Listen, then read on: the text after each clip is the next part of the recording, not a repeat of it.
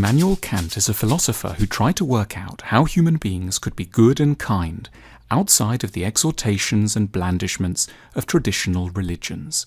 He was born in 1724 in the Baltic city of Königsberg, which at that time was part of Prussia and now belongs to Russia, renamed Kaliningrad.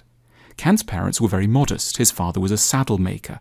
Kant never had much money, a fact he dealt with cheerfully by living very modestly. It wasn't until he was in his 50s that he became a fully salaried professor and attained a moderate degree of prosperity. His family were deeply religious and very strict.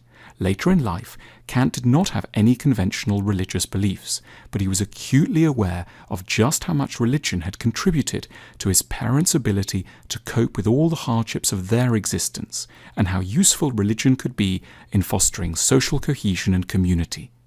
Kant was physically very slight, frail, and anything but good-looking. Yet he was very sociable, and some of his colleagues used to criticize him for going to too many parties. When eventually he was able to entertain, he had rules about conversation at his table. At the start of a dinner party, he decreed that people should swap stories about what had been happening recently. Then there should be a major phase of reflective discourse, in which those present attempted to clarify an important topic. And finally, there should be a closing period of hilarity, so that everyone left in a good mood. He died in 1804, in his 80th year, in Königsberg, having rarely felt the need to spend any time outside the city in which he was born. Kant was writing at a highly interesting period in history we now know as the Enlightenment. In an essay called What is Enlightenment, published in 1784, Kant proposed that the identifying feature of his age was its growing secularism. Intellectually, Kant welcomed the declining belief in Christianity, but in a practical sense he was also alarmed by it. He was a pessimist about human character and believed that we are by nature intensely prone to corruption. It was this awareness that led him to formulate what would be his life's project, the desire to replace religious authority with the authority of reason, that is, human intelligence. When it came to religion, Kant summed up his views in a book entitled Religion Within the Bounds of Reason Alone. Here he argued that although historical religions had all been wrong in the content of what they'd believed, they had latched onto a great need to promote ethical behaviour, a need which still remained. It was in this context that Kant came up with the idea for which he is perhaps still most famous, what he called the Categorical Imperative. This strange-sounding term first appeared in a horrendously named work, Groundwork of the Metaphysics of Morals. The Categorical Imperative states, "Act only according to that maxim by which you can at the same time will that it should become a universal law." What did Kant mean by this? This was only a very formal restatement of an idea that's been around for a long time, something we meet with in all the main religions. Do unto others as you would have them do unto you. Kant was offering a handy way of testing the morality of an action, by imagining how it would be if it were generally practiced and you were the victim of it. It might be tempting to filch a few pads of paper from the stationery cupboard at work. It seems like a small thing, but if everyone did this, the cupboard and society at large would need a lot of guards. Similarly, if you have an affair and keep it quiet from your partner, you might feel that's okay, but the categorical imperative comes down against this, because you would then have to embrace the idea that it would be equally okay for your partner to have affairs and not tell you. The categorical imperative is designed to shift our perspective, to get us to see our own behaviour in less immediately personal terms, and thereby recognise some of its limitations. Kant went on to argue that the core idea of the categorical imperative could be stated in another way. Act so as to treat people always as ends in themselves, never as mere means.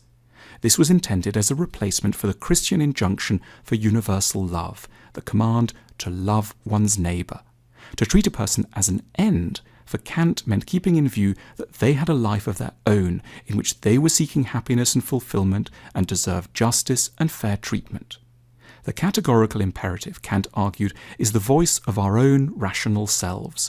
It's what we all truly believe when we're thinking sensibly. It's the rule our own intelligence gives us.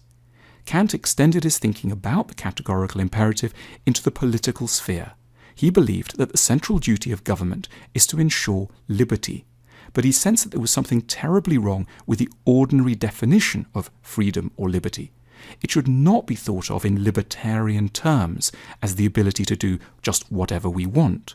We are free only when we act in accordance with our own best natures, and we are slaves whenever we are under the rule of our own passions or those of others.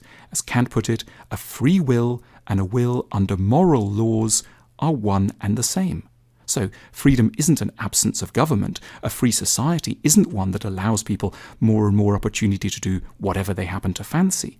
It's one that helps everyone become more reasonable. The good state represents the rational element in us all. It rules according to a universally valid will under which everyone can be free. So government, ideally, is the externalized, institutionalized version of the best parts of ourselves. It might be a bit surprising at first to discover that in 1793 Kant published a major work on beauty and art, the Critique of Judgment. It might seem like a bit of a sideline for a thinker otherwise concerned with politics and ethics, but Kant held that his ideas about art and beauty were the cornerstones of his entire philosophy. As we've been seeing, Kant thought that life involved a constant struggle between our better selves and our passions, between duty and pleasure. Beauty, Kant especially liked roses, vines, apple trees and birds, delights us in a very special and important way. It's a reminder of and goad to our better selves. Unlike so much else in our lives, our love of beauty is, in Kant's word, disinterested. It takes us out of our narrow, selfish concerns, but in a charming, delightful way, without being stern or demanding. The beauty of nature is a continual, quiet and insistent reminder of our common universal being. A pretty flower is just as attractive to the tired farm worker as to the prince. The graceful flight of a swallow is as lovely to a child as to the most learned professor.